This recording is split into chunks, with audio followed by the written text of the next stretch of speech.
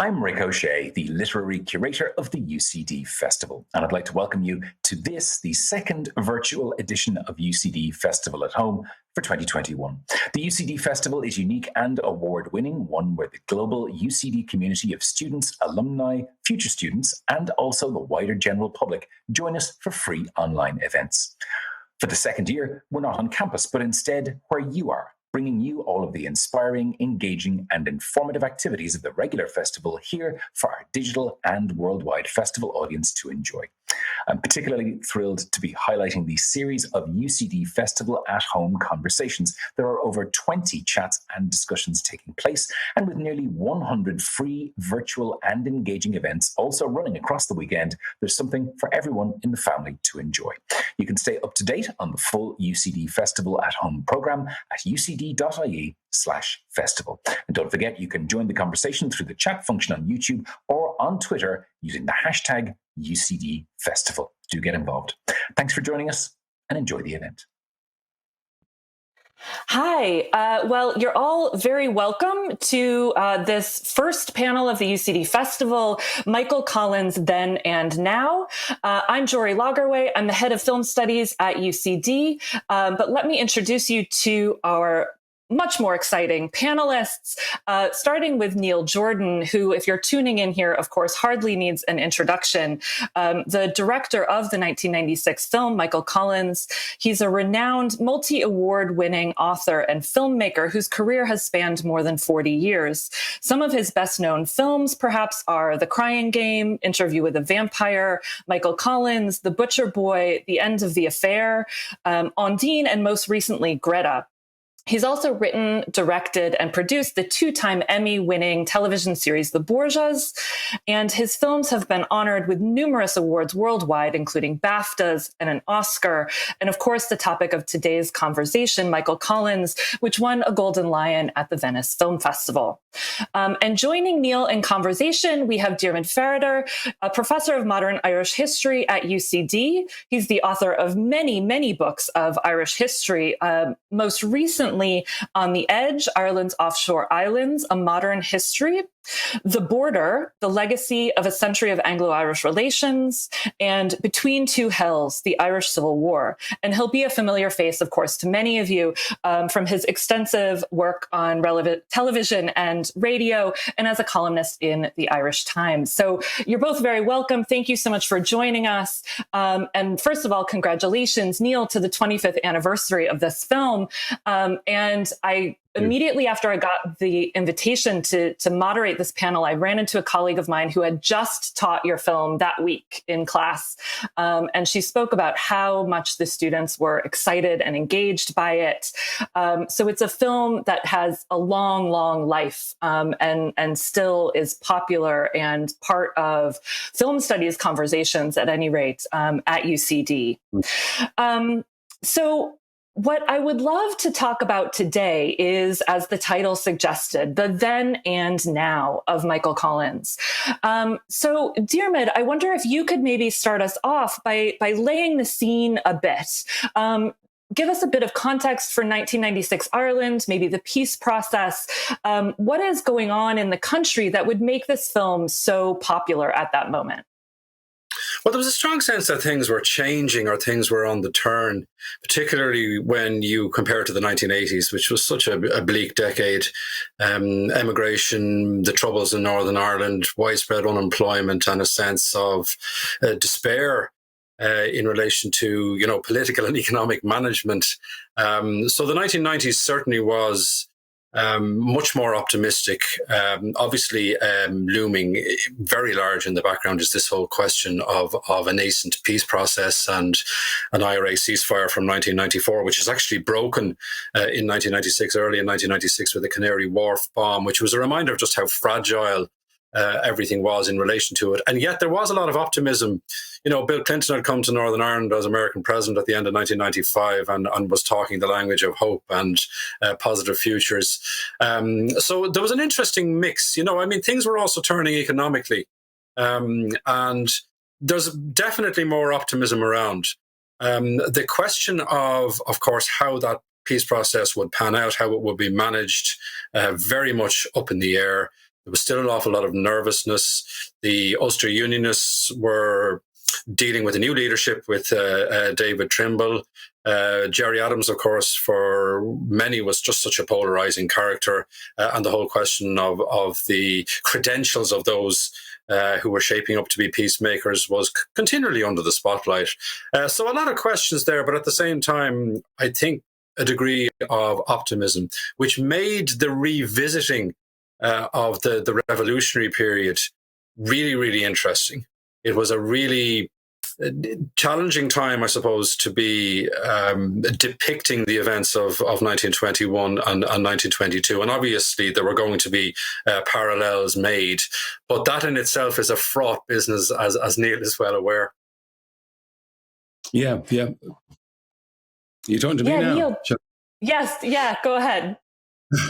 Well, it was a very interesting time. It was, I had written the script.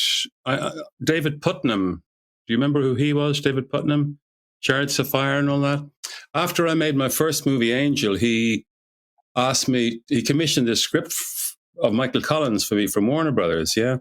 And for whatever reason, I knew very little about the figure, and I began to read all the biographies, and a lot of them presented this almost saintly, militaristic dude, who was a bit like a fascist kind of figure from the 30s, or, it was a bit like a portrait of, it made me uneasy, let's put it that way, you know what I mean? Because his addiction to militarism, his basic conservatism, and the fact that the labor movement didn't play any part in any of his perspectives, on what the potential future of this country he was trying to forge would be, And initially I didn't like the guy at all for some reason. I don't know why. I read the biographies by Rod Taylor. I read everything I could get, really. What was the big hagiographic biography by Pierce Beasley had 2 huge volumes, yeah. And it was like reading the biography of a saint, really. You know it, Diarmaid, do you? Obviously, yeah. Yeah, that was commissioned by the state. Was it really? Yeah. Okay. Yeah. So, but I got these 2 hardback volumes out of the National Library out of somewhere, and you're kind of reading, the way the young Winston Churchill would have been presented by Boris Johnson or something like that. Do you understand what I mean? It was all a bit strange. But as I began to write the script, I really got interested in his attitude to violence. Really, that was what hooked me in the end, And when I finished the script, Warner Brothers didn't want anything to do with it. Really, they weren't that interested. And David went off and did other things. And it was only after I'd made a few movies that were successful, particularly Interview the Vampire, which made quite a bit of money for Warner Brothers. They said to me, "What do you want to do next?" And I said, "Well, you've got the script there that I had for years, So they began to talk seriously about it. I took it out again. And I looked at it, and as Diarmaid says, the entire perspective on those whole events and on the idea of the Irish Republic and all of that sort of stuff were changing. I did remember the 1966 celebrations outside the GPO where De Valera spoke, and it was quite a dismal affair. I actually wrote a story about it, at the time, where all the people in the street were watching the events on television rather than looking at De Valera himself and standing by the GPO, And but I mean, what really caught me was the fact that there was quite an almost too obvious parallel between what Collins went through and what was going on with regard to the peace process and the attempts of disengagement by the by the IRA and by the various armed groups and stuff like that. And so I looked at the movie again, and I decided to construct it in a way to use a template of a gangster movie, And I know everybody talks about The Godfather with regard to Collins, but that's not true. It was more the James Cagney movies and the Warner Brothers black and white movies of the 30s and 40s. And I was making it for Warner Brothers, so I thought, okay, this is the form which basically they invented. And that's the way I structured all of these quite complicated events, which when the movie came out gave rise to a lot of criticism and a lot of upset, because I suppose the fact that I was portraying somebody who was, not too dissimilar to the figure that Al Pacino played in Scarface, who was better at violence than all the people around him, and I used that rhythm, which Collins himself used of kind of, almost deliberate creations of episodes of outrage that would be followed by a reaction that he then would react against. And so this rhythm that, it may do a disservice to the whole period to look at it, with that kind of lens, but I thought it was justifiable given that Collins himself did, set up this armed group, and in the end had to disestablish it in some way and failed and was killed by it. So that was the basic template I followed, and there was a whole section I'd written on the treaty debates. Sorry, not the treaty debates, the treaty negotiations in London, which I would have loved to photograph, but Warner Brothers said, "Look, we're going to give you $32 million at 33 or whatever it was, and I just couldn't afford to do that. I couldn't afford to move the entire production to London and to cast Birkenhead and Churchill and Lloyd George and go through all of those things, which would have been fascinating actually, because it would have articulated in a dramatic way the actual dilemma, as to why De Valera himself did not go, and why he sent the most rambunctious of his kind of followers to negotiate this truce, or this treaty, with the grand kind of figures of the British establishment who would have loathed them in the first place. But anyway, we couldn't do that, and so the film ended up being actually about the uses of violence by this one individual, and about his attempts to resolve that issue, and the armed movement that he basically in many ways had structured or sculpted himself, turning on him and taking him to pieces, really. So that to me was one of the most intriguing things, Neil. And this question of what you include and what you leave out, what you have space for. The drama inherent in the treaty negotiations would make a terrific film in itself. And indeed, in 1991, well before your own film. Brendan Gleeson, wasn't it? Yeah. Excellent. Yeah, Brendan Gleeson did a terrific job in Jonathan Lewis's film on the treaty. And I've been thinking more recently there about the Lincoln film that had such a brilliant turn. By Daniel Day-Lewis, where they're looking at the business of trying to get legislation through and all the wheeling and dealing that goes on. So there is drama in that, but that was always going to be the dilemma, I suppose, given the amount that was going on in 1921 and 1922, even in those 2 years, the various layers and the layers within the layers, what you include and what you leave out. And I remember reading an interview with Alan Rickman, who was, I think, terrifically cast as Amos, but he made the point that you would have needed 12 hours to tell the full story. And he had issues with the way De Valera was depicted. So you were always going to have those debates about what you include, what you leave out. I never understood those comments by Alan, actually, because everything, he was so mesmeric that every piece of film we shot in him was in the movie. You know what I mean?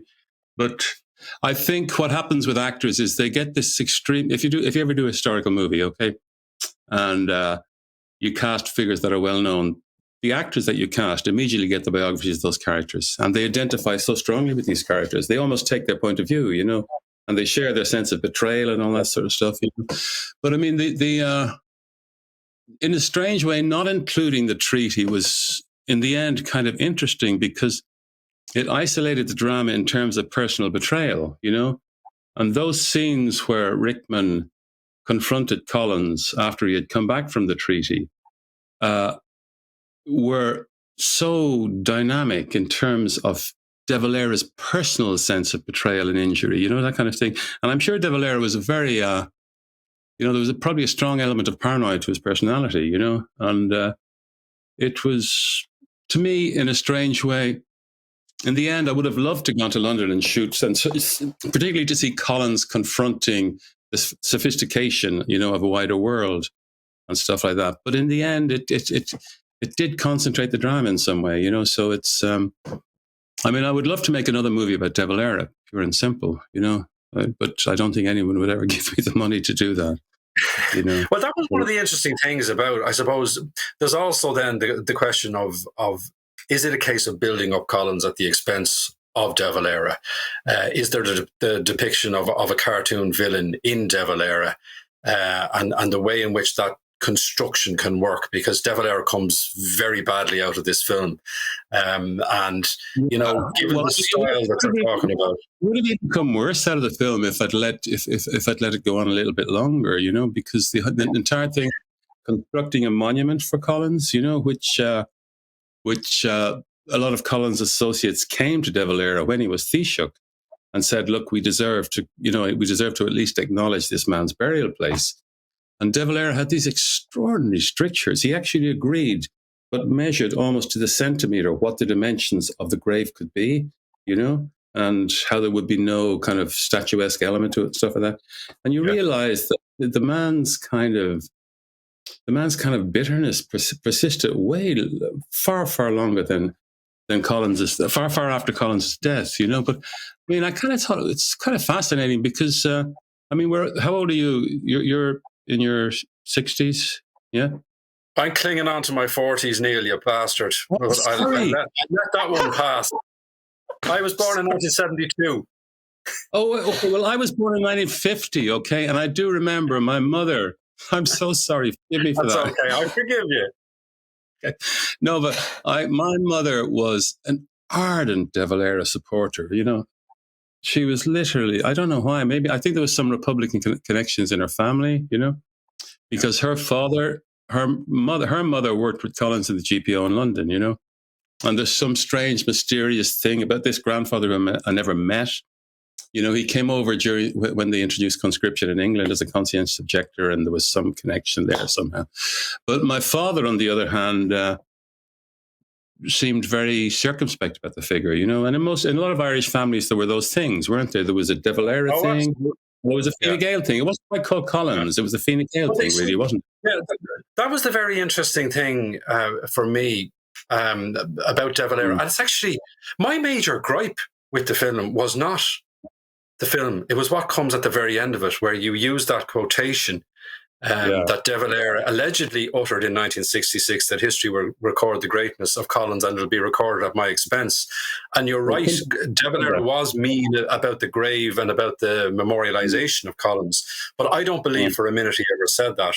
And what I would often say to students, because it's a very useful teaching tool, your film, I would say to students, what's the source for that quotation? And then you go digging and you find out, okay, Tim Coogan, Collins' biographer, was told it by a nephew of Collins. A nephew of Collins allegedly heard it from Joe McGrath. Joe McGrath allegedly had this conversation with De Valera, which wasn't recorded. And you just start digging into the whole question of where the source for that is. And that's the last quote you walk away from the film with, because it's that quotation. And it's very striking. But it's not in keeping with De Valera's style at all, I understand that, but I actually, at one stage, I did think of structuring the entire movie, with the conversation, the appeal to build this monument in Glasnevin to Collins, and De Valera's deliberation of it and his final answer. I didn't know at the time that quote was inaccurate. Do you understand what I mean? Because Tim Pat's novel had been, and it seemed to be kind of far more interesting and questioning than a lot of the other treatments of Collins, But I think Michael Collins is a strange movie, because the strange thing is parts of it are very accurate, the entire section from when Collins returned from Britain, and all of the conversations about the treaty and those entire treaty debates, which we shot in the library in Trinity. We should have shot them I wouldn't have done it actually in the little hall in UCD where they actually happened. It wouldn't have been big enough to contain the emotions. But I did use the actual words insofar as I could get them from the record, And so you had, you had Collins, you had De Valera, you had all the different figures. They were actually saying this rather pedantic kind of, earth-shattering statements they all felt they should make. And everything in that sequence is actually from the treaty debates. I mean, of course, I didn't shoot the whole lot of them because they went on for about 29 days, but everything that is said in there was actually... you really captured the intensity of that and the sense of moral righteousness and the sense of betrayal.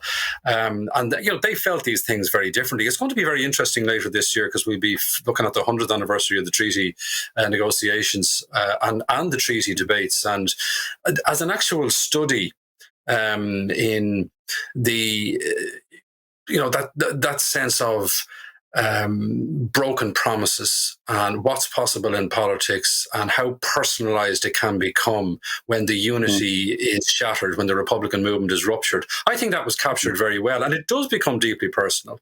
And then, of course, people were very interested too in the kind of love triangle between Collins and Boland and Kitty Kiernan. And of course, you can take artistic license in relation to how that's depicted. But Ireland still is a small, compact country.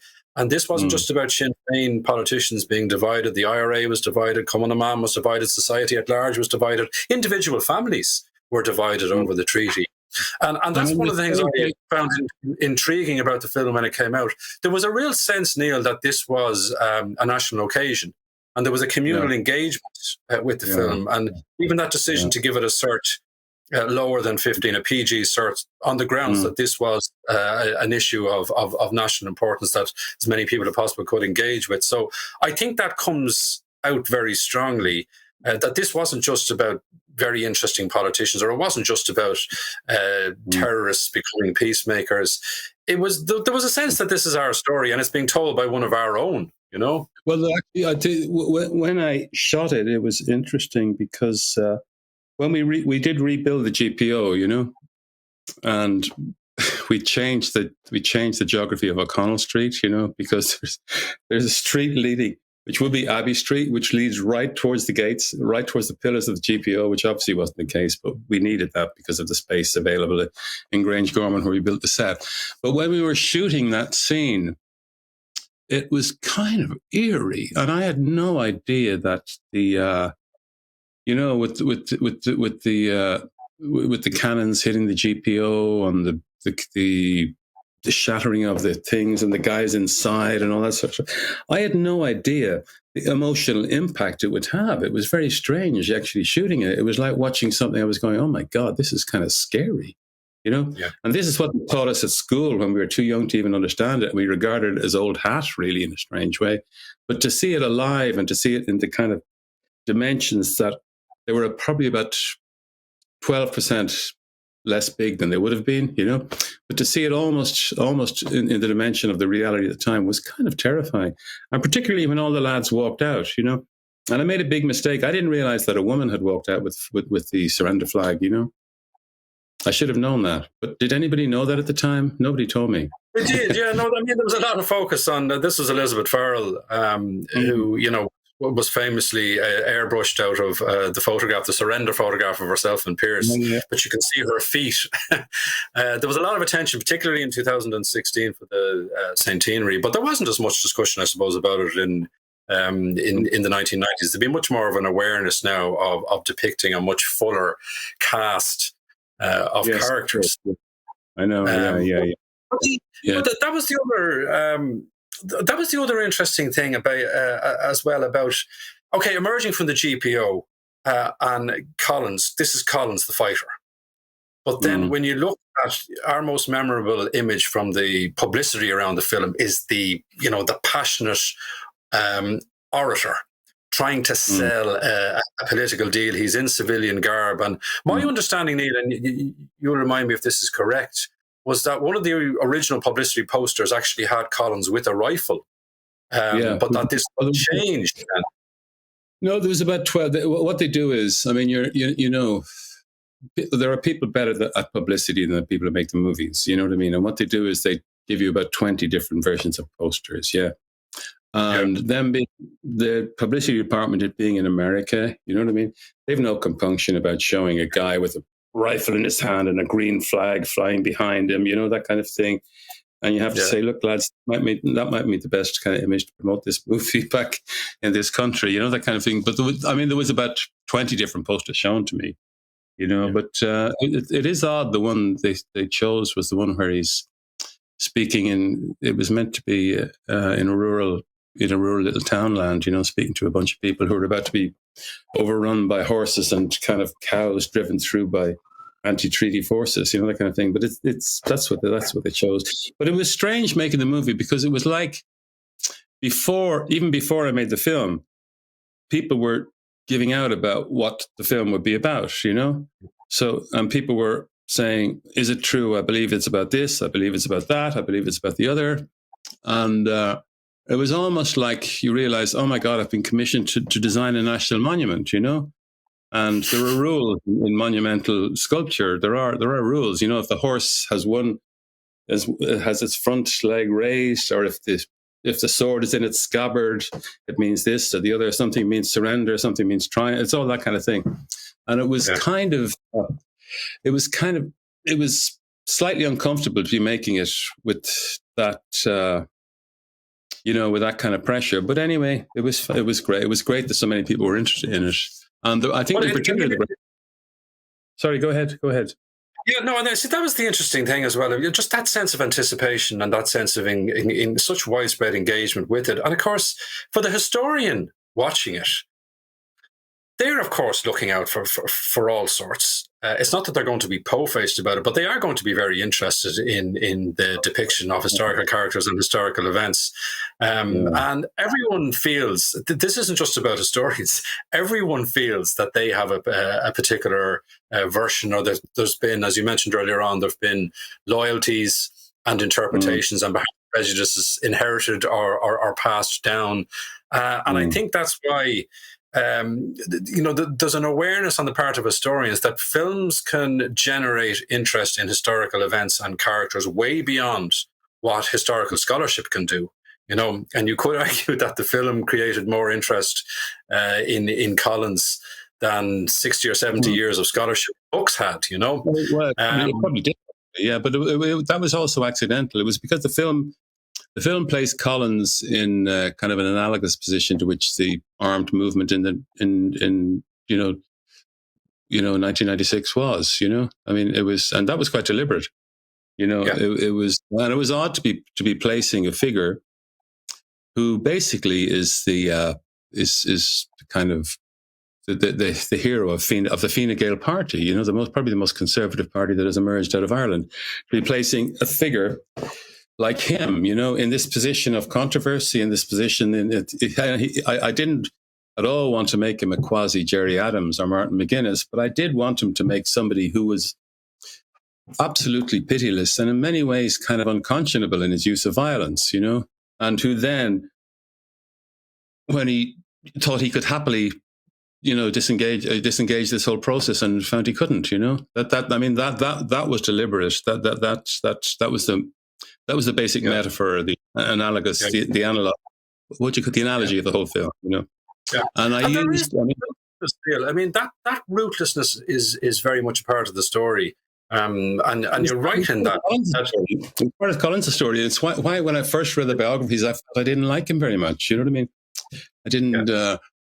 But then, and what was really interesting, actually, in retrospect, is, the whole argument, which I would have agreed with, or I would have supported, that, the change that this kind of war of independence brought about probably would have happened if the constitutional process had taken, if the Irish Parliamentary Party had been allowed to proceed, and home rule, blah, blah, blah, all that sort of stuff. But when Brexit came around, and I saw the absolute entrenched kind of refusal to accommodate any other point of view of the Tory party, I kind of realized that they never would have introduced home rule, unless they were forced to. That's what I felt myself. You know what I mean? But I mean, at the time, well, I think the study of history would vindicate that belief. We can talk about the ruthlessness quite rightly on the Irish side, but the way Collins saw it, I'm paying them in their own currency. This is the only language they're going to understand, and this is the only way we have a hope of getting anywhere near our aims. Well, I don't they wouldn't have gotten close to it. You know what I mean? They wouldn't have. I mean, they definitely weren't going to broach the issue as long as the First World War was happening. You know what I mean? And it's like, it's interesting that as conscription, or the threat of conscription, that basically gave rise to the, to the huge success of the Sinn Féin movement in the what was it, 1918 election? Was it 1918? 1918, yeah. Which is the only All Ireland election that one can. I mean, I wouldn't call myself a Republican by any manner of means, but it's, there are certain things that maybe there. I don't know. Is there a national character? I wouldn't like to say there's such a thing as a British national character, the Irish national character, but there does seem to be a kind of a drag in British constitutional politics. You know what I mean? That never would have allowed this to happen, really, because they had an empire. They had the full extent of the empire at the time, didn't they? They had India, they had the Caribbean, they even have. But it's one of the things that you notice, when you're researching this period. I remember being over in London in the middle of Brexit in the parliamentary archives, and I was looking at the papers of David Lloyd George, of course, who was the Prime Minister who ended up negotiating with Collins. And you realise Ireland is just a small piece of their imperial jigsaw. They were concerned about Greece and Palestine and everything that was going on with regard to the deployment of their troops in so many different parts of the country. And the irritation for them is that the Irish problem can't be contained, because they keep saying this is a policeman's job. To sedate Ireland, to keep it off the table at Downing Street. And because of what Collins and others are doing, they can't maintain that narrative. And then they have to begin to think differently about it and come into some kind of a terms. But, it had huge consequences for their whole idea of empire, which is why we end up with the treaty debates, because there still is the imperial connection. And these British politicians are saturated in imperial thinking, and that was their bottom line. That we could accommodate an agreement, but there would have to be the maintenance of that connection with the empire. And what often strikes me, Neil, is just how young that generation of Irish Republicans were when they were at this business. Collins was a very young man, and he was very immature in all ways, for all of his sophistication. How innocent in a strange way, you know what I mean? It's the kind I connected to the innocence of my parents, you know what I mean? Like, they were, sexually naive. They were kind of deeply religious, extraordinary, deeply Catholic and Protestant, I'm sure, and the idea of being such a thing as a secular republic they wouldn't have even understood the question, that kind of thing. And it's, anyway, but I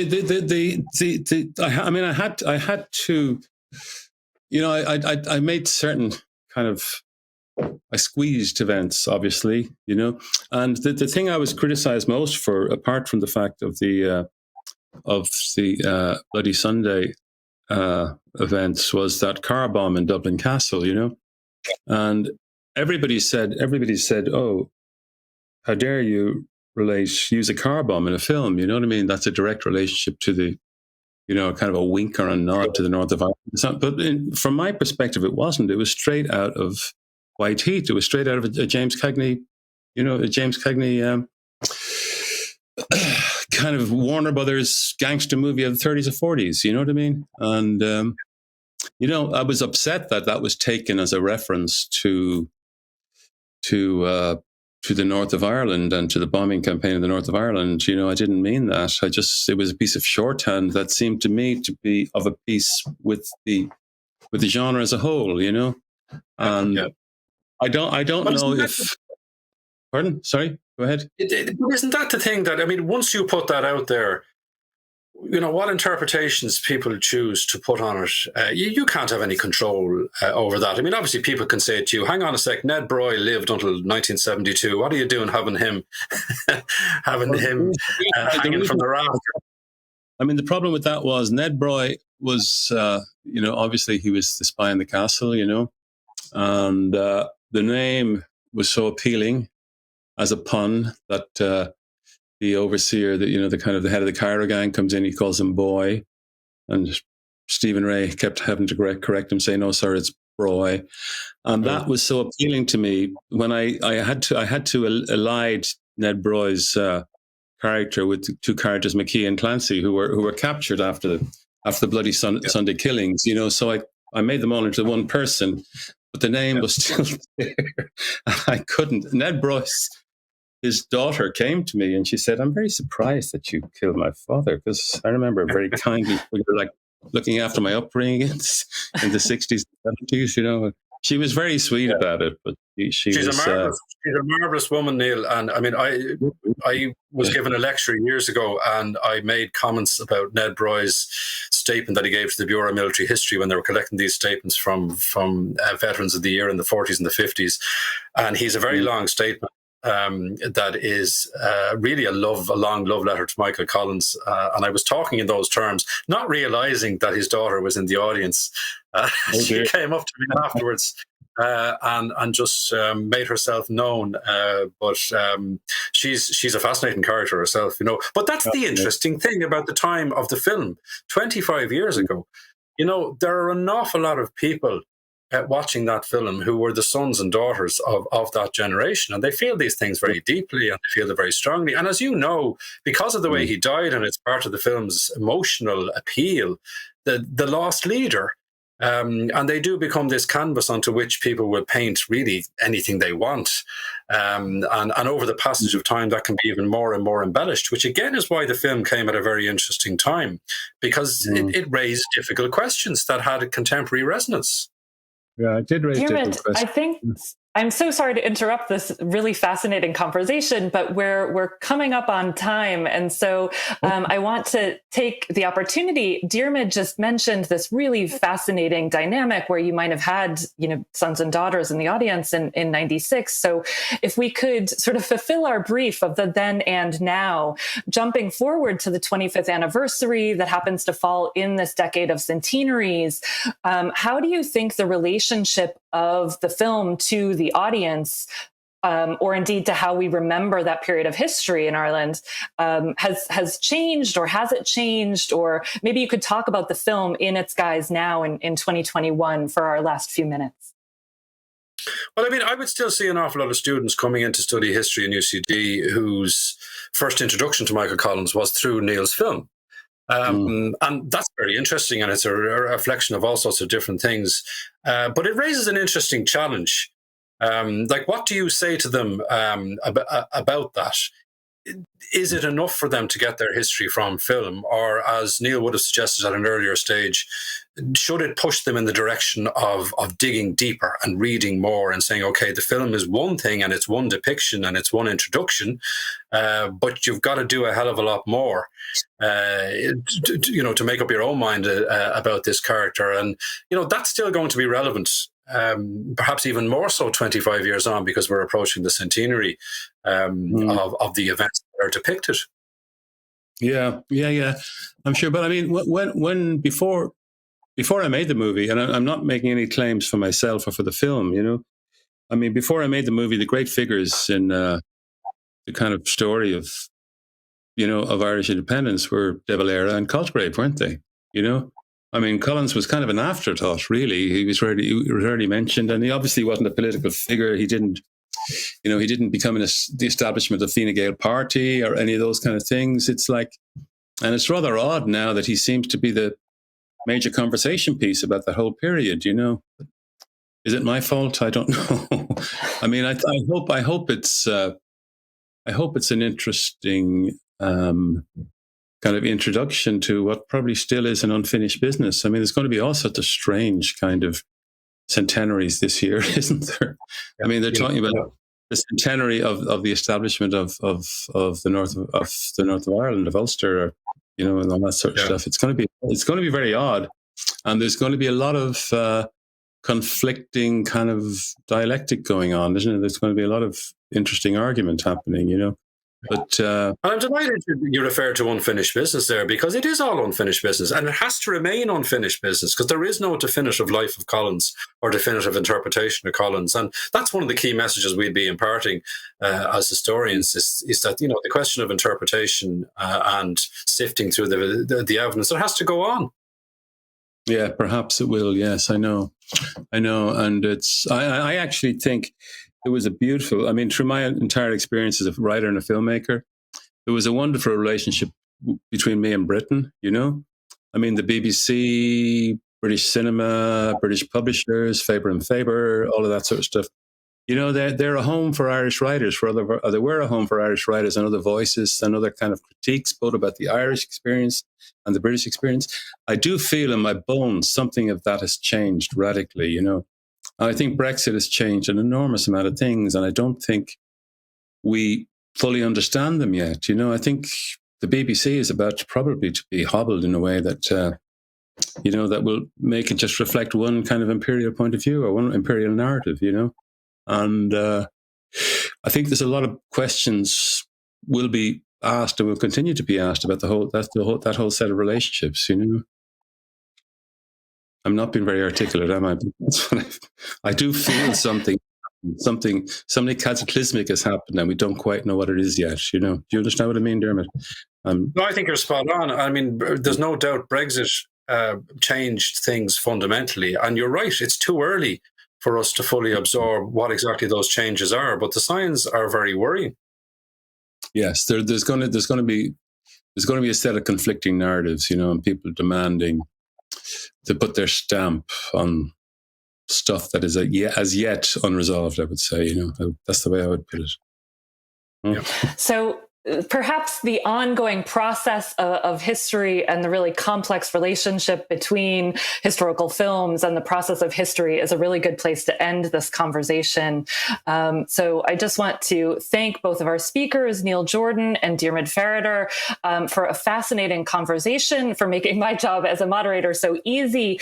And then to thank the audience for tuning in, and to say also, this is just the beginning of the UCD Festival. So please check out the festival website at ucd.ie/festival to get the full program of events. So thanks very much. Bye-bye. Thank you, Diarmaid. Thank you. Bye, everybody. See you.